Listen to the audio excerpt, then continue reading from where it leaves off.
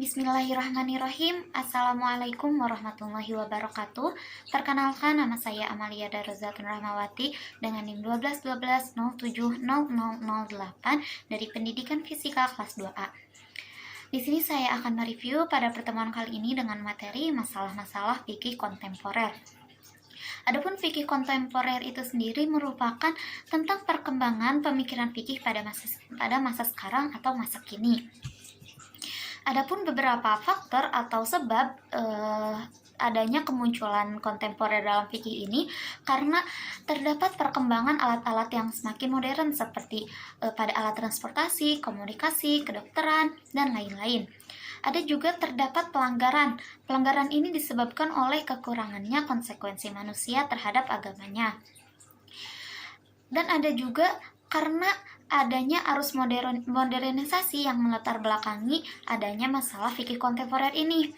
Dan masyarakat Islam dituntut untuk mengikuti perubahan sosial dan sejarah dalam dunia modern. Oleh karena itu, munculnya beberapa masalah fikih kontemporer. Adapun cara untuk menyelesaikan fikih kontemporer ini, kita dapat mendahulukan sumber hukum yang utama, yaitu pada rujukan Al-Quran ataupun hadis dan kitab induk imam madhab yang bermadhab. Dan juga dapat berani mengkaji pemikiran ulama atau keputusan hukum organisasi kemasyarakatan Islam dengan pendekatan critical study atau history of ideas, dan tidak hanya terbatas oleh doktrin dan dogmatis. Kita juga dapat melihat dari karya ulama klasik yang diposisikan sebagai pengetahuan yang baik itu deduktif ataupun empirik.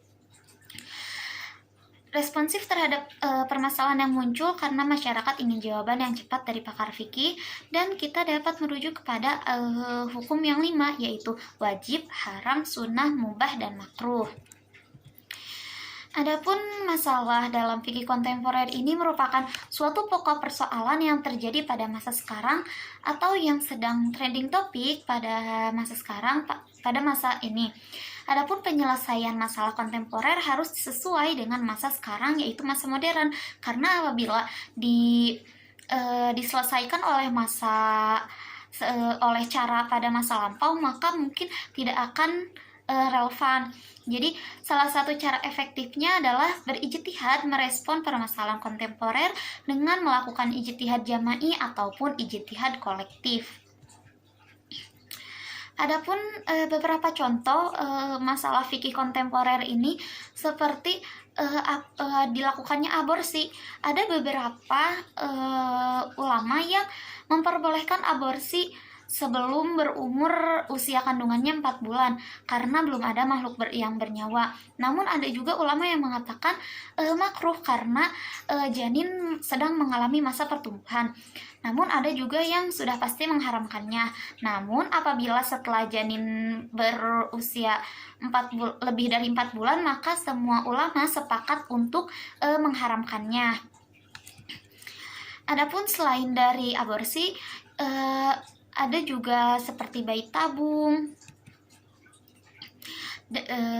transplantasi organ, dan lain-lain.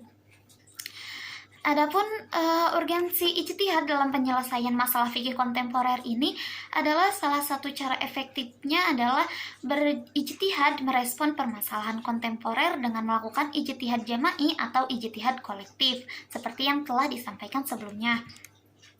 Adapun ijtihad ini merupakan upaya atau sungguh-sungguh untuk mengerahkan segala kemampuan untuk mencari suatu sumber masalah atau hukum dari masalah tersebut. Adapun ijtihad yang jama'i dan ijtihad kolektif ini merupakan ijtihad jama'i adalah setiap ijtihad yang telah memperoleh persetujuan dari mujtahid lainnya, sehingga ijtihad jama'i ini dianggap sebagai solusi yang paling tepat untuk mengatasi masalah-masalah dalam dunia muslim.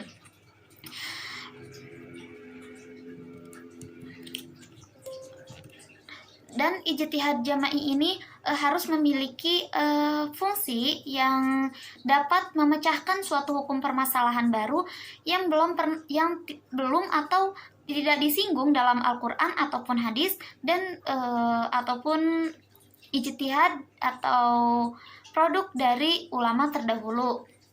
Mungkin cukup sekian review materi kali ini dari saya. Mohon maaf apabila ada kekurangan dan kesalahan. Wassalamualaikum warahmatullahi wabarakatuh.